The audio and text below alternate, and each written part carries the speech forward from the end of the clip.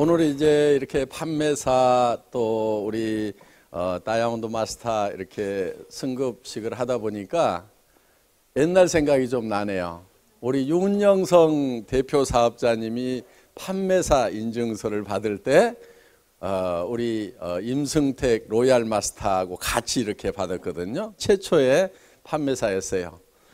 그때요 정말 판매사를 하는구나 하는 그런 눈빛으로들 이렇게 보고 있었어요. 그리고 그때는 팀장은 무지무지하게 높았어요. 그래가지고 야 정말 팀장 되면 회사가 노트북 컴퓨터를 줄까? 이렇게 생각하는 분들이 많았어요. 회사에 노트북 컴퓨터가 회장 거 하나밖에 없는데 짓꿔주려나? 이렇게 생각하는 사람들도 그때는 많았던 시절이 있었습니다. 그런데 지금은 한 1,000몇백 대, 거의 2,000대 가까이 아마 노트북 컴퓨터가 이렇게 증정이 됐을 거예요. 그러니까 정말 그때는 이 노트북 컴퓨터 받는 것이 꿈처럼 이렇게 느껴지는, 한국에서는요 이렇게 그 판매사 돼도 여기 올라오지도 않습니다. 못 올라와요. 그냥 몇백 명씩 이렇게 되니까 이름도 안 불러줍니다. 그냥 여기다가 쫙 띄우고 그냥 이달에 몇 명 탄생했습니다. 그리고 넘어가 버려요. 그래서 그리고 이제 여기 다이아몬드 마스터도 거의 이름도 호명이 안 됩니다. 그러니까 여기서 이렇게 되시는 분들은 뭐 나와서 한참 얘기도 하시고 이렇게 하는데 한국에 가서는 택도 없어요. 그렇게 어떤 때는 이제 이 샤론 노즈 마스터도 대표가 한 사람만 받고 나머지는 뭐 싹 이렇게 들어가고 이렇게 로얄 마스터 나올 때는 본부장들도 이렇게 이 멘트를 할 수 있는 시간도 뭐 1분 지났다고 저기서 막 이렇게 들어오고 이렇게 합니다. 그래서 지금 이렇게 초창기에 이렇게 가족처럼 이렇게 할 수 있을 때 어떻게 보면은 지금 굉장히 좋은 시절이에요.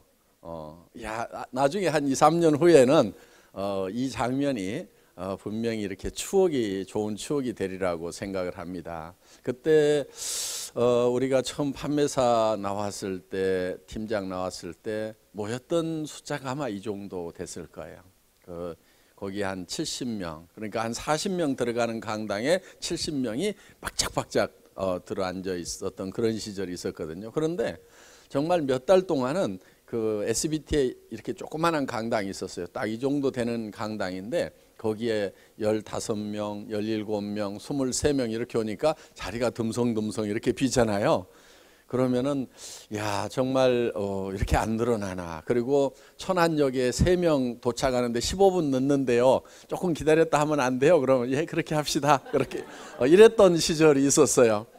그런데 여러분들이 이제 화면 보시는 바와 같이 막 12시에 시작하는데 9시면은요 거의 앞자리는 다 없어져요. 막 와서 미리 막 이렇게 표 받아 가지고 줄을 서고 막 이렇게 이제 할 만큼 됐었습니다. 그때도 제가 이제 그런 얘기를 한 적이 있어요. 왜냐하면 우리 김치봉 대표이사님이 뭐 이렇게 조금 왔어요. 또 뭐 지난주에 왔던 사람들만 다 왔네 뭐 하고 이렇게 이렇게 조금 옆에서 이제 한마디씩 하고 그러면 기들이 죽어가지고 야 좀 떨어져서 앉아 좀 많아 보이게 이렇게 얘기를 했던 시절이 있었어요. 그런데 제가 그때 뭐라고 그랬냐면은 아마 1년 2년만 지나면은 이 자리가 차고 넘쳐가지고 이 리더들 강의 들었던 사람들은 다 일어나세요 신규만 앉으세요 하고 막 밖으로 쫓아내고 하는 그런 현상이 있을 거라고. 그러니까 이렇게 자리 듬성할 때가 좋은 시절인 줄 알아라고 하고 얘기를 했는데 그게 1년도 못 가서 이제 막 그런 현상이 생기기 시작을 했어요. 그러니까 여기 계시는 분들도 아마 틀림없이 그렇게 되리라고 생각을 합니다. 그런데 이제 생각을 잘 하셔야 돼요. 내 산하에 있는 사람들로 그렇게 채워지느냐 아니면은 옆 동네에 있는 사람들로 그렇게 채워지고 나는 어차피 뭐 나 혼자 하거나 몇 사람 와서 옆에서 구경만 하고 있고 그러면은 이제 뭐 그렇게 벅적거려 봐야 자기하고는 별 상관없는 일이 되어버리는 겁니다. 그래서 여러분들이 그렇게 될 수 있다고 생각을 하고 믿고 이렇게 부지런히 뛰시는 분들은 틀림없이 그렇게 되리라고 생각을 합니다. 애터미는 이제 성공할 수 있는 요건은 다 갖춰져 있어요. 한국원자력연구원이라는 정말 막강한 국가연구기관에서 연구한 제품을 전문적으로 취급하는 회사죠. 거기에다가 품질은 이미 검증됐죠. 거기에 가격이 정말 마트 가격보다 이렇게 더 싸게 팔기 때문에 이거는 안 될래야 안 될 수가 없는, 될 수밖에 없는. 마트에 사람들이 왜 몰려가요? 수당 주고 사업 설명하니까 몰려갑니까? 아니면 싸고 좋으니까 몰려갑니까? 싸고 좋으면 무조건 몰려오게 돼 있어요. 왜? 칫솔, 치약 하루만 없어도 못 살아요. 그렇죠? 예, 화장품 하루만 없어도 못 살고요. 샴푸 하루만 없어도 이제는 못 삽니다. 치약 떨어졌는데 저녁에 들어가면서 사가지고 들어가야지 이렇게 생각했는데 안 사왔어. 그럼 어떻게 해야 돼요? 밤중에라도 다시 나가야 됩니다. 그만큼 단 하룻밤도 넘길 수 없는 것이 생필품들이에요. 그런 생필품은 싸고 좋기만 하면 무조건 팔려나가게 돼 있어요. 그래서 이 애터미는 될 수밖에 없는 그런 여건을 갖추고 있다. 그런데 우리 경제연구소의 이성년 박사님께서 얘기를 하셨듯이 누구나 다 회원 등록했다고 성공하는 것은 아니고 자기의 시간을 투자를 해야만 된다 하는 겁니다. 그래서 여러분들이 시간 투자를 하시는데 평생 돈을 번다고 생각을 하는 사람은 대개 돈을 못 버는 사람이에요. 그러니까 부자하고 가난한 사람의 사고의 틀이 좀 다른데 평생 자기가 돈을 번다고 생각하는 사람은 대부분 끝까지 가난한 사람이에요. 돈은 일정 기간 안에 딱 벌고 돈 버는 문제를 해결을 해버려야 됩니다. 그래서 평생 쓸 수 있는 돈을 3년에서 5년 동안에 벌어야 돼요. 그렇지 않으면은 계속해서 돈이 들어올 수 있는 시스템을 3년에서 5년 안에 만들어 놔야 돼요. 그렇지 않으면은요, 3년에서 5년 안에 그것이 구축이 안 되는 일은요, 때려치우세요. 다른 걸 하시는 게 나아요. 여기 계시는 분들 중에도 왕년에 돈 좀 벌어보고 부자 돼보셨던 분들이 있다고 하면은 어때요? 돈은 벌릴 때 바짝 확 벌리죠. 그렇죠? 부자들은 다 그렇게 해서 부자가 됐어요. 그러니까 꾸준하게 벌다고 하는 사람은 겨우 먹고 사는 문제는 해결을 할 수 있을지 모르지만 절대로 부자는 안 돼 있어요. 그래서 돈은 일정 기간에 확 버는 거예요. 어떤 시스템을 딱 만들어 놓는 거예요. 그렇게 해서 그 다음부터는 내가 일하지 않아도 계속해서 돈이 벌린다거나 아니면 일하는 것 자체가 이제는 즐거워서 하는 일이 되는 수준이 돼야만 된다 하는 거예요. 그러니까 이걸 하지 않으면 내가 큰일 난다, 생계가 위협을 받는다는 그런 압박감을 가지고 하는 것이 아니고 뭐 그냥 그대로 놔둬도 되는데 일하는 것 자체가 재밌다. 그래서 나는 계속한다. 그 수준은 괜찮은 수준이에요. 그래서 여러분들이 이제 개인적으로 이제 성공을 하셔야 되는데 실제로 보면은 많은 사람들이 성공을 합니까? 못합니까? 못하죠. 예, 대부분 사람들이 못하고 있어요. 어떤 통계를 보니까 이런 통계가 있어요. 대개 0세에서부터 시작해서 30세까지 일을 하고 보통은 60세까지 일을 하고 90세 정도까지 삽니다. 그러면은 이 30년 동안은 대개 준비를 하는 기간이죠. 공부하는 기간이죠. 대개 한 30년 정도는 일을 나름대로는 열심히들 합니다. 그리고 한 30년을 노후를 보통 보내게 되는데 이 60세쯤 됐을 때 30년 동안 준비하고 30년 동안 나름대로는 잘 살아보겠다고 열심히 일을 한 결과 통계를 내보니까 1%의 사람들만이 부자, 즉 성공자가 되어 있고 4%의 사람이 경제 문제를 해결을 했고, 그러니까 부자는 아니지만은 먹고 사는 데는 지장이 없는 거예요. 약 10%의 사람은 이제 은퇴를 해야 되는 나이인데도 생계를 위해서 하루하루 벌어먹기 위해서 계속 일을 해야 되는 이런 상황에 놓여 있고 15% 정도의 사람은 타계를 했더라 이거예요. 나머지 70%의 사람이 빈곤 상태에서 일도 없는 상황에서 노후를 맞이하게 되더라 하는 겁니다. 이게 오래전 통계이기 때문에 꼭 맞는다고 이렇게 볼 수는 없지만은 대략적으로 공감이 가는 부분은 있습니다.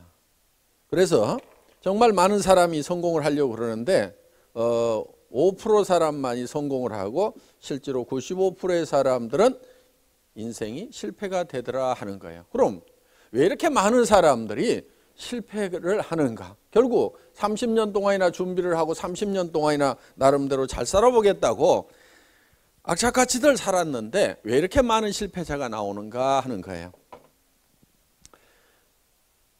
여기 미국에 카네기라는 사람이 있었습니다. 철공왕. 그는 아주 가난한 집의 아이로 태어났어요. 그런데 아주 부자가 됐습니다. 자기가 다시 가난한 집의 아이로 태어난다고 하면은 자기는 다시 부자가 될 수 있겠는가를 생각해 보니까 자기는 100% 부자가 될 수가 있는 거예요. 그리고 다른 사람들을 보니까 부자가 될 수가 있는데도 부자가 되지를 못하고 있는 모습을 발견을 한 거예요. 자기는 다시 가난한 집의 아이로 태어난다고 하더라도 100번을 태어나도 100번 다 부자로서 생을 마칠 수가 있더라 하는 거예요. 그거는 어떻게 하면 성공을 할 수 있는지, 어떻게 하면 부자가 되는지 하는 성공의 법칙을 본인은 알고 있었던 거예요. 많은 사람들이 인생을 실패를 하는 이유가 어떻게 성공하는지 그 성공의 법칙을 모르고 있고 학교에서는 더더욱 가르치지 않았고 그래서 어떻게 성공하는지를 모르고 있더라 이거예요. 그래서 이 성공의 법칙이라는 것을 알면은 누구든지 성공을 할 수가 있겠다. 그래서 자기가 알고 있는 이 성공의 법칙을 많은 사람들에게 좀 알려줘야 되겠다 해서 나폴레옹 힐이라는 청년을 선택을 해서 앞으로 20년 동안 이 성공의 법칙을 집대성을 하라고 얘기를 합니다. 그런데 이 성공의 법칙이라는 것은 이 법칙대로만 하면은 성공을 하는 거예요. 성공을 하는데 그럼 이 법칙이라는 것은 누가 아무렇게나 정한다고 해서 법칙이 되는 것은 아니다 하는 겁니다. 마치 어떻게 보면은 북쪽은 이미 정해져 있습니다. 오늘 여기 뉴저지에 오다 보니까 전 지금 동서남북이 헷갈려요. 북쪽이 어디죠? 북쪽을 한번 가르쳐 보세요. 북쪽이 이쪽이에요? 그런데 저쪽이라는 분도 있어요. 그런데 이쪽이 보니까 다수결로 봤을 때는 이쪽이 맞는 것 같아요. 그래서 오늘부터는 이쪽을 북쪽이라고 하겠습니다. 그렇다고 꼭 이쪽이 북쪽인지 아닌지는 모르는 거예요. 자, 뭘 가지고 확인을 해야 됩니까? 나침판을 가지고 대봤더니 저분 혼자 저쪽이라고 그랬는데 저게 맞을 수도 있어요. 그러면은 모든 사람이 다 이쪽이라고 주장을 했더라도 나침반이 가르치는 북쪽이 바로 북쪽이 된다는 겁니다. 그렇기 때문에 북쪽이라는 것은 이미 정해져 있다 이거야. 그래서 이거를 스티븐 코비는 정북향의 원리다 이렇게 얘기를 했습니다. 이거는 일종의 자연 법칙인 거예요. 그러니까 이 자연 법칙이라는 것은 누가 함부로 만들어내 가지고 이것이 법칙이라고 주장한다고 해서 그것이 법칙이 되는 것은 아니고 이미 법칙은 나와 있다 하는 겁니다. 그러니까 이 자연 법칙은 예를 들면 농부가 농사를 지을 때 자연 법칙대로 농사를 지어야 돼요. 자기 마음대로 농사를 지어 가지고는 농사가 되지 않습니다. 자, 여기는 이 북미에는 북미에 맞는 이 자연 법칙이 있어요. 그럼 그 자연 법칙에 맞춰 가지고 농사를 지어야만 된다 하는 겁니다. 예를 들면은 필리핀이나 베트남 같은 경우는 쌀 농사를 지을 때 아무 때나 심고 아무 때나 거두어도 됩니다. 한쪽에서 모짜리 해서 한쪽에서 심고 있고 한쪽에서는 벼베기를 하고 있어요. 항상 여름이기 때문에 1년에 산모작을 하고 아무 때나 심고 아무 때나 거둬도 상관이 없습니다. 거기는 자연 법칙이 그렇게 되어 있어요. 그런데 예를 들어서 한반도에서 아무 때나 심고 아무 때나 거두려고 하면은 그거는 어떤 사람은 되기도 하고 어떤 사람은 안 될 거예요. 예를 들어서 가을에 모신기 하고 있는 사람은 틀림없이 안 될 겁니다. 그래서 그 자연에 맞는 자연 법칙대로 농사를 지어야만 된다 하는 겁니다. 그래서 이 자연 법칙은 농장의 법칙이라고도 할 수가 있다.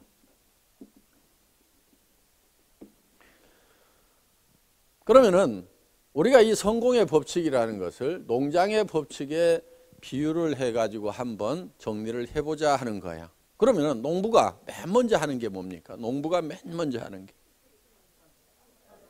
예, 어떤 분은 밭갈이를 한다, 어떤 분은 씨를 뿌린다. 아니다, 그보다 먼저 해야 될 게 있다. 농자금을 준비하는 거다. 어떤 사람은 아니야, 농기구를 사와야 밭갈이를 하든지 말든지 할 거 아니냐. 이렇게 여러 가지 얘기들을 하는데요, 실제로 농부가 맨 먼저 하는 것은 무엇을 얼마만큼 거둘 것인가를 결정하는 거예요.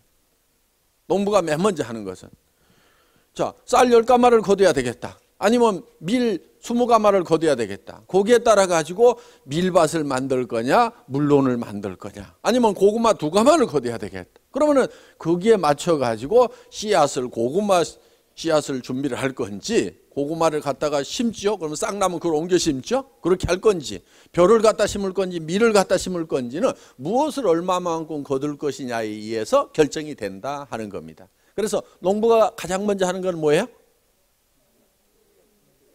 예? 예. 무엇을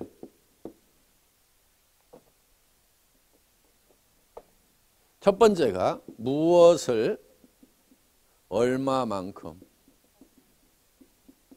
거둘 것인가.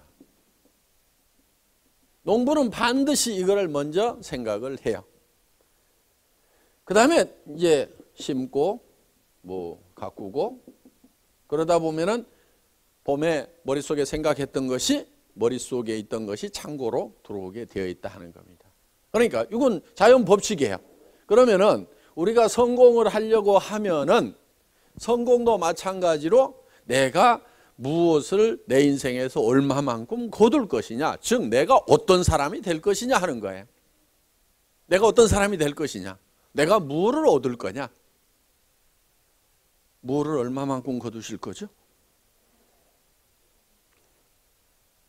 그런데 이런 질문을 받으면 되게 좀 막연합니다. 막연해요, 되게. 그런데 이게 막연해가지고는 절대로 될 수가 없다는 겁니다. 예를 들면은 농부의 머릿속에 뭐를 얼마만큼 거둘 것인지가 막연해. 밀을 한 대가만이 해볼까? 그러다가 밀이 갑자기 쌀로 바뀌기도 하고, 아니야, 땅콩이야.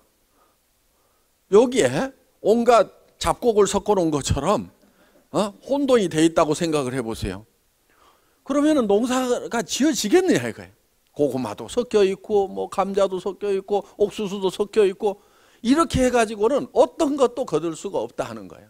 우리 머릿속에 내가 어떤 사람이 돼야 되고 뭐를 얼마만큼 내 인생에서 거둘 것인가 하는 것이 뚜렷하게 정확하게 되어 있지가 않으면은 그 인생 농사는 실패할 수밖에 없다 하는 거예요. 그러니까 우리가 맨 먼저 해야 될 게 뭐냐면 내가 어떤 모습으로 내 인생에 가을거지를 할 거냐 하는 것이 뚜렷하게 정리를 하는 것이 가장 먼저다 하는 겁니다. 이 내가 어떤 모습으로 될 건지가 내 머릿속에 들어오지 않으면 절대로 내가 바라는 삶이 이루어지지가 않는다 하는 거예요. 자, 농부의 머릿속에 들어있는 이 쌀 10가마가 가을에 창고에 그대로 들어오게 되어 있습니다. 만약에 봄에 고구마 2가마를 생각했다고 하면 그 고구마가 가을에 곡간에 들어오게 되어 있다 이거예요.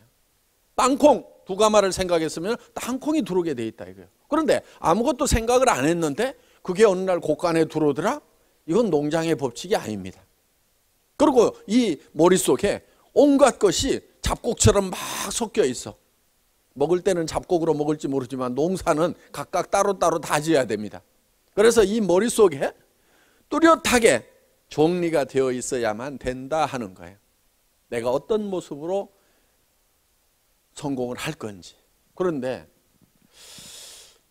이제 우리가 90세쯤 됐어. 이제 갈 곳으로 가야 됩니다. 그렇죠? 우리가 갈 곳으로 가야 되는데 이렇게 올라가서 영생을 얻을 거냐, 그냥 나의 최종 목적지는 어디에? 네. 여기 관 속에 이렇게 몰이 이렇게 있습니다. 이걸로 끝날 거냐 하는 것은 대단히 중요한 부분입니다. 그렇죠? 요 기간 동안은 사실 얼마 안 되는 거예요. 지금 여기 계시는 분 중에 50년 후에 계속 살아 계실 분은 제가 보니까 거의 잘 안 보여요. 지금 보니까 저도 뭐 50년 후에는 반드시 없을 거라고 확신을 합니다. 그러니까 거의 저기 애기 있네. 저건 틀림없이 있을 거예요. 50년 후에도. 너는 이제 애터미의 그때 아마 최고 임페리얼 마스터가 돼가지고 아마 잘 살고 있을 거다. 너는. 나머지 분들은 다 이쪽 여기 들어가 계실 거고 뭐 하여간 올라가거나 뭐 땅으로 내려가거나 뭐 그렇게 했을 거라 이거예요. 그러니까 여기가 사실은 50년 후에 봤을 때는 다 무덤이죠. 그렇죠. 여기 이제 합장을 한 겁니다. 우리 애터미에서 그동안 같이 열심히 살았으니까 한꺼번에 묻자 그래가지고 지금 여기 이제 묻혀 있는 거예요. 같이. 자, 저는 이쪽으로 가서 끝나는 것이 아니고 이쪽으로 다 가시기를 진심으로 바랍니다. 예, 그런데 여기까지 가는 것은 그 주연애가 midnight이다 그 책 열심히 읽으시고 또 나중에 우리 그 저자를 한번 초청하면은 그때 참석을 하셔가지고 듣기로 하고 오늘은 이제 여기까지 어떻게 갈 거냐, 그렇죠? 이왕이면은 뭐 죽을 때 죽을 값이라도 잘 살다 죽는 게 좀 낫겠죠, 그렇죠? 근데 어떻게 사는 게 잘 사는 거냐 이거예요. 어떻게 사는 게 잘 사는 거예요?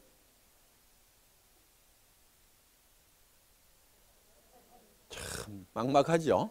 네. 저는 이렇게 생각을 해봅니다. 내가 정말 나는 여한이 없다. 여한이 없다. 근데 이 한이, 남은 한이 여한이 있죠. 이 한이라는 것은 원하는 것을 하지 못하면 한이 맺혀요. 보통 우리가 원한 이렇게 붙여가지고 하지만은 원하는 것을 다 하면은 한이 안 맺히고 원하는 것을 다 하지 못하면은 한이 맺히도록 이렇게 되어 있어요. 그러면은 내가 원하는 게 뭔지를 찾아가지고 이거를 다 하면은 한 없는 삶, 여한이 없는 삶을 살 수가 있다 하는 겁니다. 그럼 원하는 게 뭐예요? 행복한 거. 예, 어떻게 하면 행복해지죠?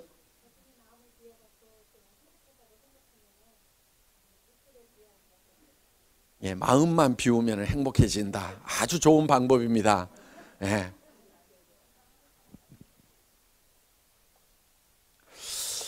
견해가 다 차이가 있을 것 같아요. 차이가 좀 있는데 이렇게 하는 방법이다 저렇게 하는 방법이다 있는데 우리가 이 원하는 것이 무엇인지 상당히 복잡하고 많습니다. 이것도 원하고 저것도 원하고 돈만 있어도 되는 것 같지는 않아요. 그런데 왜 원하는 것이 많은가 봤더니 사람이 생기기를 복잡하게 생겼어요. 사람이 어떻게 생겼냐면요. 첫째는 몸이 있어요. 몸. 요게 육이 있죠. 육. 그런데 이 육은 우리가 사는 집이라고 그랬어요. 그런데 이 집이 원하는 게 있어요. 이 집이 원하는 것은 건강하게 오래 살며 풍요롭게 살고 싶은 욕구를 가지고 있어요. 먹을 거 입을 거 살 집은 다 몸을 위한 거예요. 그리고 건강도 몸을 위한 거예요. 그런데 몸만 건강하다고 그래가지고 끝나는 것이 아니고 우리는 영도 있고 혼도 있어요. 보통은 영혼 이렇게 붙여가지고 그냥 하나로 이렇게 생각하는 경향이 있는데 우리가 이 영하고 혼하고는 조금 구별을 하는 것이 필요합니다. 그래서 우리의 영의 활동이 거의 죽어 있다 보니까 이 영하고 혼하고를 거의 구별을 안 하고 하는 경우가 있어요. 쉽게 얘기를 하면요. 우리가 컨트롤 가능한 것은 혼의 영역이고 컨트롤이 잘 안 되는 부분이 있어요. 이런 부분이 영의 부분이라고 생각을 하시면 돼요. 예를 들면은 영의 활동은 양심 같은 거 이런 거예요. 양심. 양심은 자기가 마음대로 컨트롤 됩니까 안 됩니까? 잘 안 되죠. 도둑놈은요 양심이 없으면 직업상 굉장히 편할 거예요. 그런데 그 양심이라는 것이 있어가지고 이 직업에 방해가 많이 됩니다. 그러니까 자기가 컨트롤이 잘 안 되는 거예요. 이런 부분들이. 그리고 또 어떤 시간의 개념, 영원을 생각하는 이런 부분들, 이런 것은 영적인 부분들이에요. 예를 들면은 동물은 영이 없어요. 그러다 보니까 시간에 관한 개념이 거의 없습니다. 동물은. 그러니까 개나 원숭이가 늙었어. 아, 이제 내 견생이 끝나가는구나 하고 고민하고 있는 개 혹시 보셨어요? 전혀 고민 안 합니다. 그냥. 그래서 거기는 이제 이 혼하고 육만 있어요. 이게 편하고 이거 주인이 이렇게 쓰다듬어 주고 그러면은 그냥 꼬리 흔들고 그냥 좋아합니다. 그렇다고 혼이 없는 건 아니에요. 정신세계가 전혀 없는 건 아니에요. 주인 기억하기도 하고 훈련시키면 숫자 같은 거 이런 거 이거는 이제 지식이라든가 이런 것들이 되는 거죠. 지식이라든가 감정이라든가 이런 것들은 혼의 영역이라고. 그러니까 우리가 컨트롤할 수 있어요. 괜히 기분 나쁘다고 에이 잊어버리자. 아 웃자. 그러면 컨트롤 돼야 안 돼요? 컨트롤 할 수 있죠. 예, 컨트롤 할 수 있어요. 그래서 이런 부분들 또 지식 뭐 이렇게 뭐 이런 것들 생각하다 안 하고 뭐 하고 하는 것들 전부 다 이 혼의 영역이라고 볼 수가 있습니다. 그리고 우리는 환경이라는 걸로 둘러싸여 있다 하는 겁니다. 그래서 우리는 주변 환경에 대해서는 자연 환경과 사회적 환경이 있는데 뭔가 우리는 이로움을 끼치고 싶은 그런 욕구를 가지고 있어요. 그래서 이 육은 건강하게 오래 살며 그리고 풍요롭게 살고 싶은 욕구를 가지고 있어요. 한마디로 잘 살며 그 다음에 이 영은 어떤 영혼이라든가 사랑이라든가 이런 것들이에요. 그리고 이 양심 같은 거는 동물에게는 없어요. 걔가 이웃집 아저씨 뒷다리를 콱 물어버렸어. 그랬더니 저녁에 내가 조금만 참을 걸 하면서 양심의 가책이 느껴져가지고 낑낑거리고 있는 개 혹시 보셨어요? 사람은 아무리 약한 사람도요 이런 생각이 듭니다. 내가 좀 참을 거 이렇게 생각이 들지만은 개나 뭐 이런 짐승들은요 전혀 이 양심이라는 게 없어요. 그래서 이건 이 양심이라는 것은 하나님이 창조주가 우리 속에 넣어놓은 하나님의 등불이다 이렇게 돼 있어요. 그러니까 이 양심의 불빛에 의해 가지고 우리가 이 선악을 이렇게 구별하도록 이렇게 되어 있습니다. 그런데 이 양심을 자기가 자꾸 무시하면은 이 양심도 희미해져요.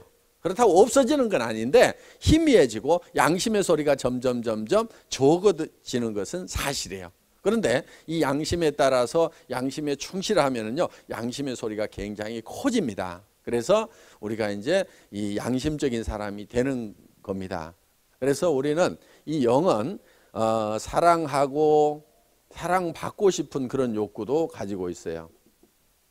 그 다음에 우리는 이 미지의 세계에서 알고 싶은 배우고 싶은 지적 욕구를 혼은 가지고 있습니다. 그리고 사회와 이 자연에 대해서 우리는 공헌하고 싶은 삶을 살고 싶은 욕구를 가지고 있어요.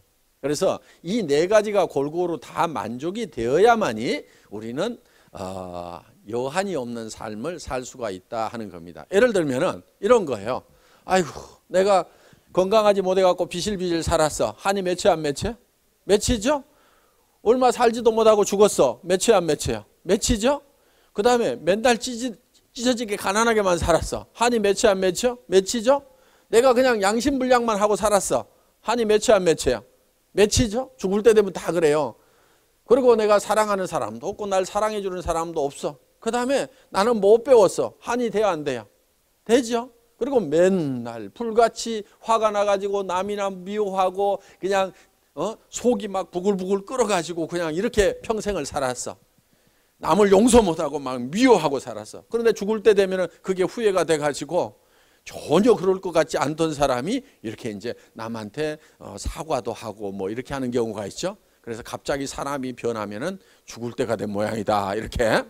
그래서 이제 그렇게 강팍하던 사람들도 죽을 때가 되면 이제 그거를 포기하고 이렇게 놓는 그런 모습을 보는 겁니다 우리가. 그리고 우리는 사회나 자연에 대해서 참 아무 쓸데없는 사람이었다 그렇게 생각하면은 후회가 될 수가 있다 하는 겁니다. 그렇기 때문에 우리는 여기에 이렇게 뭔가를 공헌하고 싶은, 그래서 사람은 이름을 남긴다고 하는 것이 바로 뭔가 공헌했다는 그런 것들을 남기고 싶은 그런 생각을 욕구를 가지고 있다 하는 거예요. 그래서 야 나는 그냥 나 혼자 잘 먹고 잘 살았는데 내가 세상을 위해서 남을 위해서는 뭔가 아무것도 한 것이 없는 참 쓸데없는 사람이었구나. 그렇다고 하면은 자기가 이제 후회가 돼서 마지막에 이제 사회에 뭐 기부도 하고 뭣도 하고 막 이렇게 이제 바로 그 마지막 가면서 자기 원하는 것을 채우는 일을 하고 있다 하는 겁니다. 그래서 이 네 가지 요소가 골고루 다 갖춰져야만 돼요. 그래서 이 네 가지를 골고루 갖춘 삶을 우리는 균형 잡힌 삶이다. 이렇게 정의를 할 수 있다 하는 겁니다. 우리의 삶의 목표가 균형 잡힌 삶이 되어야만 한다 하는 거예요. 그래서 이렇게 균형 잡힌 삶을 살아가는 내 모습을 그려야만 된다 하는 겁니다. 이것이 목표가 되어야 된다는 거예요. 그런데 이 네 가지가 각각 떨어져 있는 것이 아니고 한데 얽혀 있어요. 자, 어떻게 보면 이렇게 이제 돼 있다고 볼 수가 있습니다.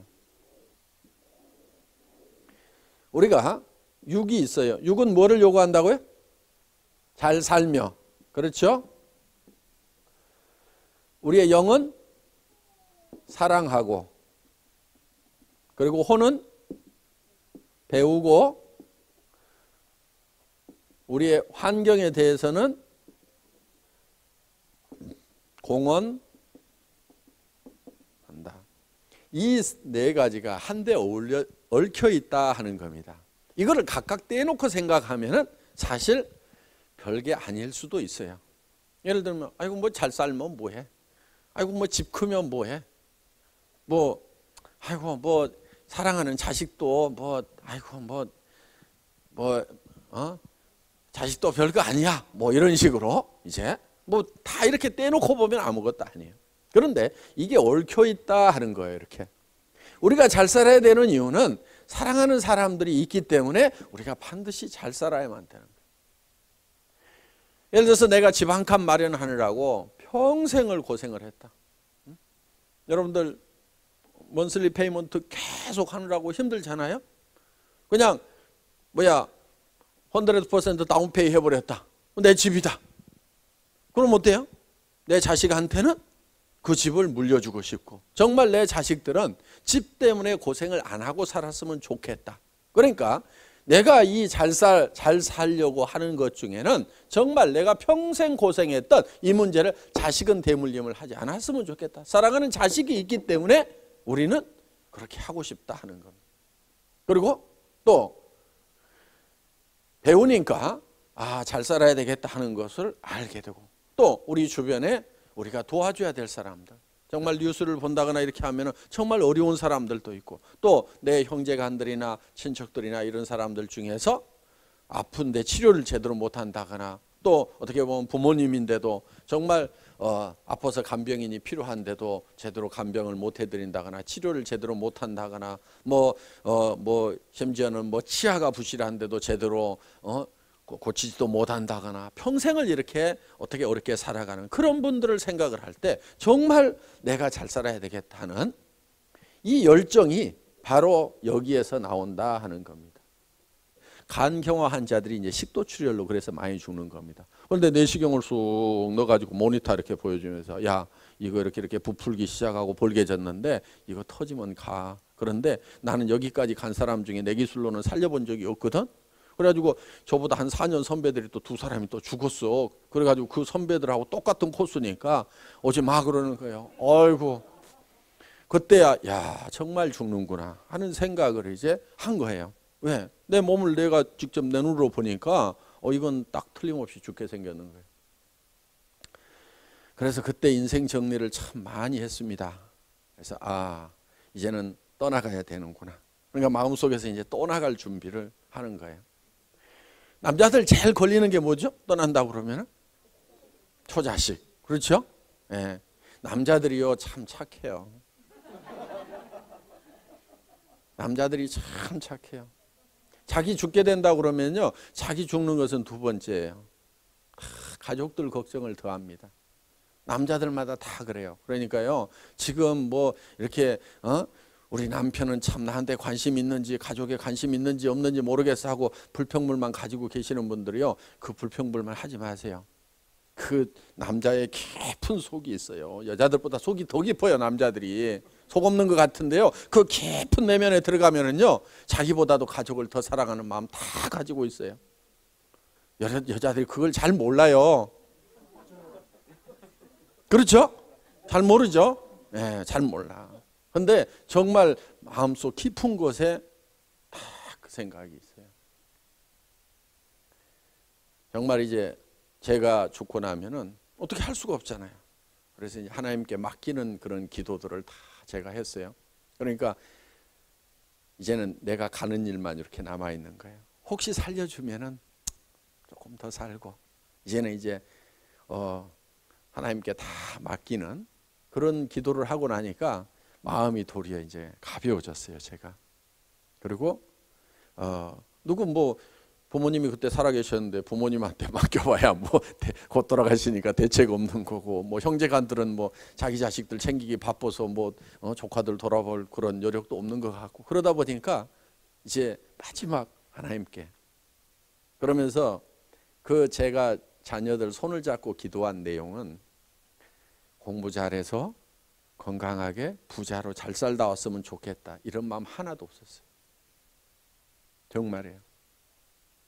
손을 잡고 딱 기도를 하는데 주님의 말씀 가운데서 주님과 함께 동행을 하다가 그 몸이 아무리 힘들고 어렵고 천한 일을 할지라도 그 마음속에 주님과 동행하다가 다시 만났으면 좋겠다, 그 기도가 딱 있었어요.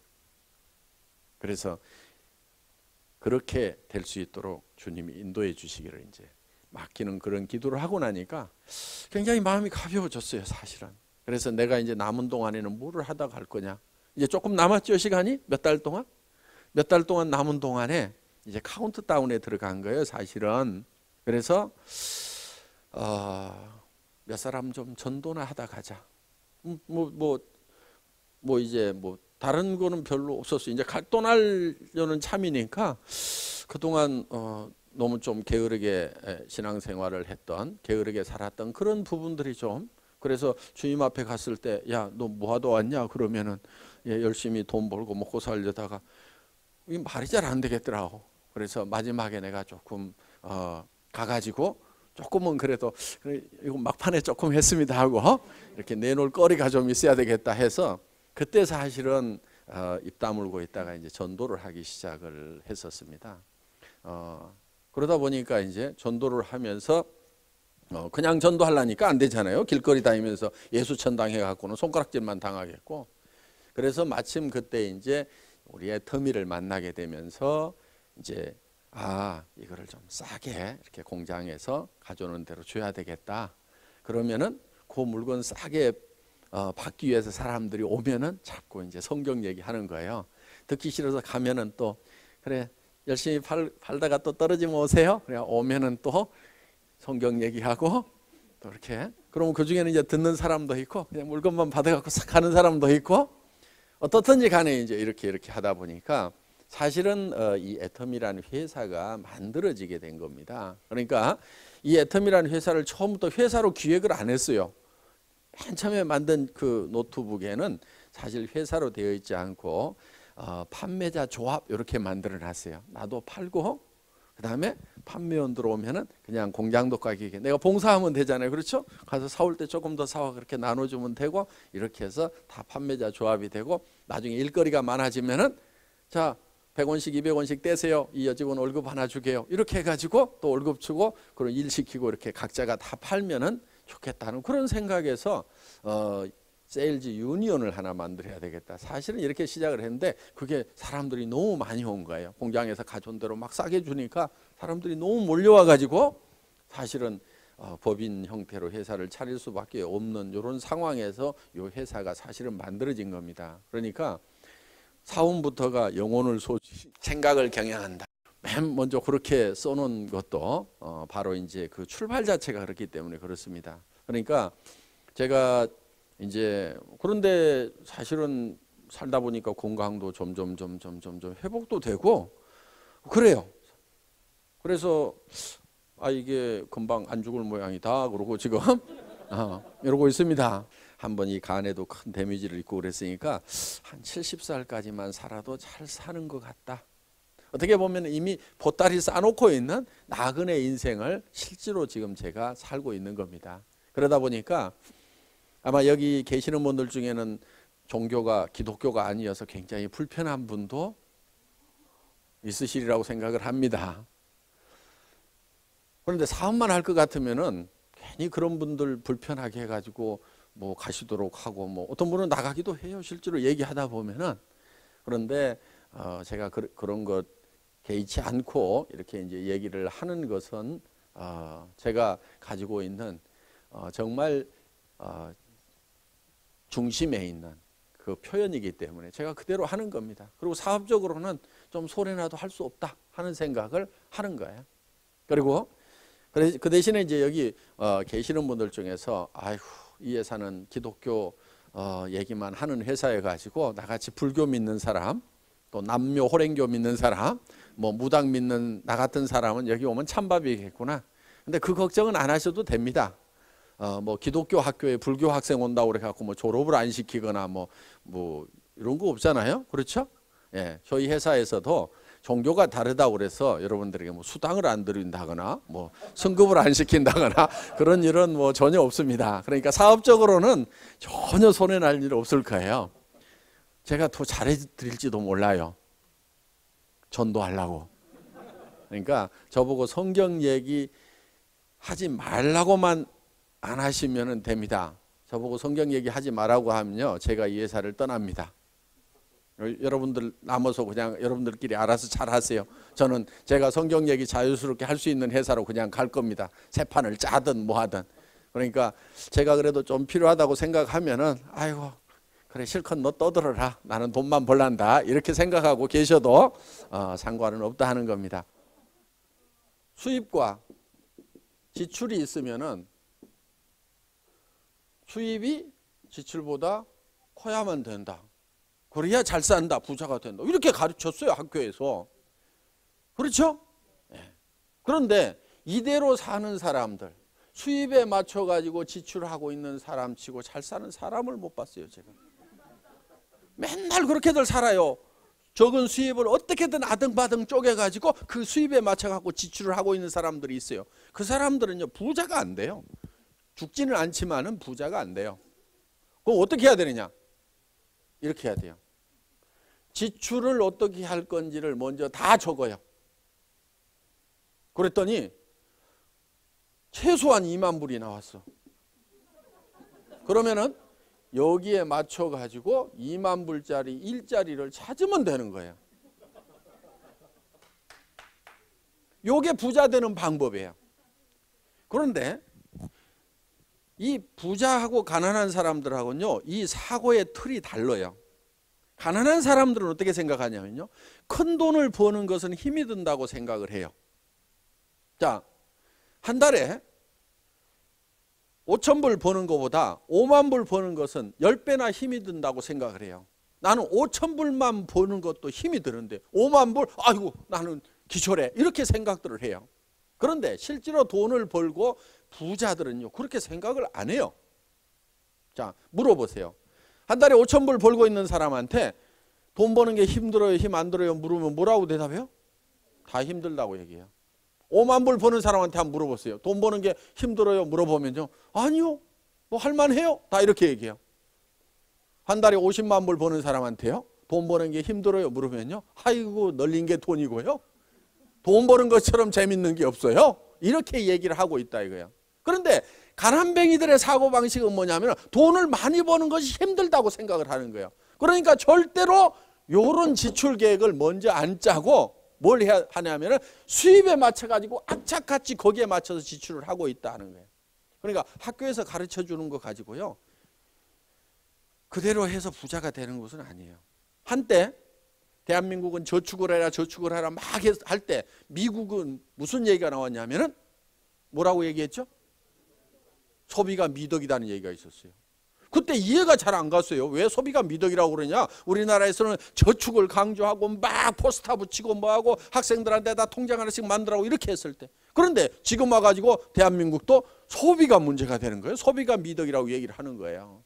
그거는요, 개인 경제를 중심으로 해서 하는 얘기가 아니에요.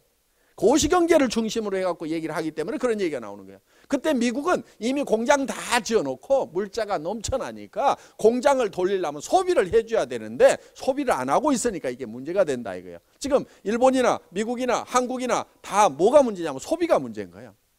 그래서 이게 소비가 안 돼가지고 지금 학자들이 골머리를 앓고 있는 거예요. 그러면은 지금 개인이 성공하느냐 안 하느냐에 국가는 별 관심이 없어요. 어디에 관심이 있냐면은 국가 경제가 돌아가느냐 안 돌아가느냐, 여기에 포커스를 맞춰가지고 모든 정책들을 지금 발표를 하고 가르치고 있단 말이에요. 그래서 대한민국도 이미 공장 다 지어놨으니까, 우리가 처음에는 공장 지을 돈이 없으니까 저축을 강조를 했어요. 그런데 그때 저축해가지고 부자 된 사람보다는요, 저축한 돈 빚내다가 공장 차린 사람들이 다 부자 됐어요. 그렇죠? 그러면은 저축하라고 그럴 때 뭘 했어야 돼요? 빚을 졌어야 돼요. 빚을 졌어야 돼. 그 사람들이 지금 다 재벌되고 회장들이 다 됐단 말이에요. 그 돈 빚내다가 공장 차리고 난리치고 땅 사라고 했던 사람들이. 그러니까 저축을 하면 안 됐어요, 그때. 지금 이 부자의 사고의 틀하고 가난한 사람들 사고의 틀 차이 때문에 이게 부자가 되고 가난뱅이가 되고 하는 거예요. 그건 능력 때문에 그러는 거 아니에요. 그러니까 나는 공부 못해가지고 부자가 못됐다, 그래서 내 자식이라도 공부를 잘해야 된다고 악착같이 자녀들한테 스트레스 주고 있어봐야 그거 별 답 안 나옵니다. 어차피 웬만큼 공부 잘해도 100놈 중에 한 놈밖에 취직 안 되고 나머지 99명은 취직 안 되는 세상이에요. 우리가 어떤 생각의 틀을 좀 바꿀 필요가 있다 하는 겁니다. 그래서 우리는 정말 잘 살아야 돼요. 잘 살아야 됩니다. 그런데 이 잘 살아야 되는 이런 균형 잡힌 삶을 살아가는 내 모습이 한편의 영화처럼 내 머릿속에 그려져야 되는 거예요. 이 머릿속에 그려져야 되는 거예요. 자, 이게 머릿속에 그려져야만이 튀어나와요. 농부가 쌀 10가마를 봄에 머릿속에다 그려 넣었죠. 그게 튀어나와 가지고 가을에 곡간에 들어가는 거예요. 농부는 반드시 뭐를 얼마를 거두겠다는 것이 머릿속에 들어있어요, 안 들어있어요? 들어있어요. 반드시 들어있어요. 어떤 농부들이 다 들어있어요. 그래서 농장의 법칙대로 농사를 짓기 때문에 대부분의 농부들이 농사에 성공을 합니다. 가끔 풍수해가 있고 그래가지고 뭐 2% 5% 뭐 망치는 사람들도 있지만은 농사 지으면 어때요? 대부분 다 목적한 만큼을 대부분 사람들이 다 거둬들이고 있다 하는 거예요. 자, 우리도 성공의 법칙대로만 살면은 대부분 사람들이 다 성공을 할 수가 있어요. 뭐 갑자기 뭐 병에 들거나 사고를 당하거나 하는 뭐 우연히 그런 일을 당하는 경우도 있겠지만은 대부분의 사람들은 다 성공을 해야 된다 이거. 그런데 성공을 하는 데 있어서 그 요건이라는 것을 보니까 꼭 머리가 좋아야만 성공하느냐, 그것도 아니더라 이거예요. 머리 나쁜 사람도 성공을 하더라. 학교를 많이 다녀야 되냐, 그렇지 않은 사람들도 성공자들의 속에는 있더라 이거예요. 또 건강해야만 성공하느냐, 그렇지 않은 사람도 있더라 이게. 예를 들면 루즈벨트 같은 경우는 아주 중증 장애인이었잖아요.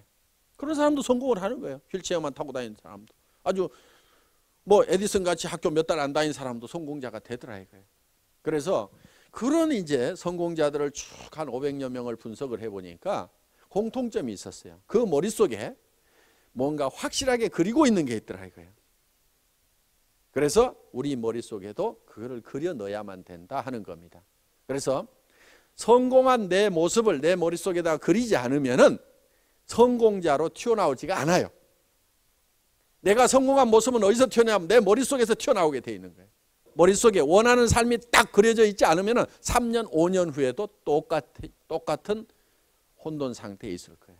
내 머릿속에 그리고 있는 나의 모습이 희미하고 또 정확하게 정리가 되어 있지 않다 하면은요, 3년, 5년 후에도 틀림없이 그런 삶을 살고 있을 거예요.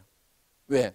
보이지 않는 데서 튀어나오는데 이 머릿속에 혼돈 상태에 내 모습이 그려져 있으면 3년, 5년 후에도 혼돈된 삶을 살고 있다 하는 거예요. 그러면은 3년, 5년 전에 그리지 않았으면 지금 그려야 되는 거예요. 그러면 3년, 5년 후에는 틀림없이 내 머릿속에 그리는 삶이 내가 살고 있는 삶이 된다 하는 겁니다. 정말 그런 삶을 사는 모습을 우리 머릿속에 한번 그려보자 하는 거예요. 돈 때문에 막 찌들려가고 사는 것이 아니고 빚 싹 갚아버렸고 그 다음에 먼슬리 페이먼트 하는 거 다 없어졌고 그리고 통장에 그냥 몇십만 불 이렇게 들어있고 그래서 뭐 아이고 한 1, 2년, 2, 3년, 한 5년은 막 그냥 인컴 없어도 그냥 푹 마음 놓고 쉴 수 있다. 그런데 계속 우리는 한 달에 6번 수당 들어오잖아요. 계속 이렇게 들어오니까 아이고 그 돈 다 쓰지도 못해 그냥 뭐 쌓여 있겠지 뭐 돈에는 별 관심 없고 이렇게 살아갈 수 있는 삶의 모습을 한번 그려보자 이거예요. 그런데 그게 먼 나라 얘기가 아니고 우리 애터미 안에도 이미 그런 삶을 살고 있는 사람들이 있어요. 시작할 때 보셨죠? 4천만 원, 5천만 원 들어오는 사람들. 이 사람들은 그렇게 살 수 있어요. 물론 워낙 깊이 지하층을 파고 들어가 가지고 지상층까지 올라오는데 한참들이 걸리더라고. 지금쯤은 좀 잘 살아야 되는데 1년, 2년 동안 빚 갚느라고 정신들이 없어. 그래서 워낙 이렇게 깊이 들어갔던 사람들이 이렇게 지상층까지 올라오는 데는 한참 걸립니다. 이게 이제 지금부터 조금씩 이렇게 이제 층수가 올라가는 것이 보일 거예요. 어떻든 그래도 다 월세 단칸방 살고 막 하던 사람들이 지금은 40평, 50평, 70평짜리 아파트들 샀는지 뭐 어떻게 들어갔는지 하여간 들어가서 살고들 있어요. 그러니까 좀 뭔가 이렇게 삶의 모습들이 조금씩 이렇게 달라져 가는 그런 모습들이 실제로 보입니다. 그런데 그 사람들이 그런 모습이 되기 전에 3년 전, 4년 전에 이 석세스 아카데미에 와서 그걸 그려놨어요. 그래서 내가 정말 어떤 것을 배우고 또 사회적으로도 이렇게 기여를 하면서 살아가는 그런 모습. 이번에 우리 애터미에서 이제 그 바자를 했습니다. 그래서 거기에 이제 모아지는 성금을 가지고 IAEA 국제 원자력 연구소죠. 인터내셔널 그 애토믹 에너지 어소시에이션에서 이 팩트 프로그램이 있어요. 그래서 이 후진국의 암 환자 어린이들을 돕는 프로그램이에요.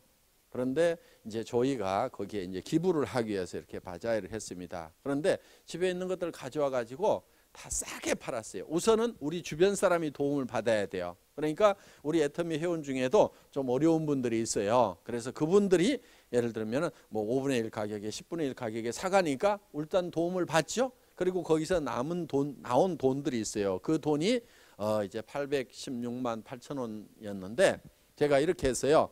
이 돈이 얼마가 나오든지 간에 동일한 금액을 보태 가지고 기부를 하겠다 하는 그런 조건으로 이제 바자회를 한번 합시다. 그렇게 해서 이렇게 이제 모아졌습니다. 그리고 여기 보면은 이제 이 회사 사과가 들어있는 요 CD가 있어요.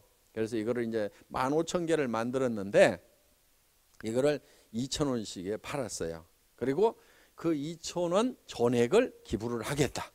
이렇게 해서 그러니까 이제 이걸 가져가는 분들은 공짜로 가져가고 2,000원씩을 이 팩트에다가 기부를 하는 겁니다. 그럼 회사는 이거 제조 비용이 들어갔을까요? 안 들어갔을까요? 들어갔겠죠? 그만큼을 우리가 또 회사는 기부를 하게 된다 하는 거예요. 이렇게 해서 3천만 원 정도를 이렇게 우리가 이제 기부를 할 생각을 가지고 있습니다. 그래서 정말 저는 그 우리 어린 암 환자들 정말 그 부모의 마음을 생각해 보면은 후진국에 또 엄마들이 되게 어리잖아요. 막 10대 후반, 20대 초반에 아기를 낳았는데 그 애가 또 하필 암에 걸리고 해서 정말 애달파하는 그런 어린 엄마들의 이렇게 마음을 생각하면은 우리가 가까운 데서부터 돕는 것이 순서기는 하지만은 그래도 이런 그 IAEA에서 이런 일들을 하고 있으니까 또 원자력 연구원에서 연구한 그런 제품이 우리 회사 발전의 밑거름이 됐고 또 우리가 어떻게 보면 고마운 일이잖아요. 그 고마움의 표시로서 우리가 이걸 좀 해야 되겠다 해서 이런 이제 계획을 좀 세워 가지고 다들 너무너무 즐겁게 열심히 이렇게 협조를 해 주셔 가지고 이런 일도 우리가 이제 할 수 있게 됐어요. 그래서 이런 공헌하는 것이 어떻게 보면 굉장한 즐거움이더라 하는 거예요. 정말 사회에 공헌하고 세금도 많이 내고 그다음에 도네이션 많이 하는 그래서 내한테 차고 넘쳐가지고 차고 베풀면서 살아가고 그래서 지역사회에서도 존경받고 친구와 그다음에 친척들 사이에서도 존경받는 여러분들 가족들 조카들 결혼할 때요 500만 원 1000만 원씩만 내보세요. 존경 안 받을 수가 없어요. 그냥 아이고 우리 이모 우리 고모 우리 삼촌 하고요 그냥 다들 좋아하더라 이거예요. 그래서 정말 그렇게 살아가는 나의 모습 그리고 특히 자녀들로부터 존경받을 수 있다는 게 우리 부모들은 얼마나 자랑스러워요. 물론 우리 자녀들이 또 착해서 부모를 존경해 주고 있지만은 다 존경받는 것만은 아닌 부분도 있더라 이거예요. 그래서 자녀들에게 실망을 시켰던 그런 부분들이 있다고 하면은 정말 우리 부모는 자랑스럽다. 야, 정말 프라우드하다는 그런 느낌을 줄 수 있다고 하면, 특히 아내로부터 인정받으면 남자들은요 정말 기분 좋습니다. 제가 요즘에 그래요. 아유, 제가 요즘 존경받습니다. 그런데 또 아내도 남편으로부터 인정받고 존경받으면요 기분 좋아요, 안 좋아요? 좋아요. 모르는 사람한테 받는 것보다는요 엄청 좋습니다. 저 우리 집사람 너무너무 존경합니다. 아, 너무너무 좋아요. 아주 유능해요. 그리고 저는 아내하고 사는지 전무이사하고 사는지 모르겠어요. 정말 생각보다 엄청난 능력 발휘를 막 하는 거예요. 그래서 야, 참 대단하다 하는 그런 생각을 참 많이 해요. 굉장히 지금 푼수 같은 얘기지만은요 솔직한 얘기예요. 지금 워낙 솔직하게 얘기하다 보니까 지금 푼수 티가 막 납니다. 지금 마누라 자랑하면 뭐 팔푼이에 들어간다고 그러는데, 어떻든 저희 부부는 굉장히 이렇게 서로 존경하고 사랑하는, 그러니까 제가 아내로부터 인정받는다는 게 너무 기분 좋은 거예요. 여기도 그런 분들 있잖아요. 지금 배우자한테 이 잡에 대해서, 애터미 사업에 대해서 인정 못 받고 막 하면 어때요? 되게 막 속상하고 그래요. 그러니까요, 오늘 여기 오신 분들은 최소한 남편, 아내에 대해서요 막 박수 좀 쳐주세요.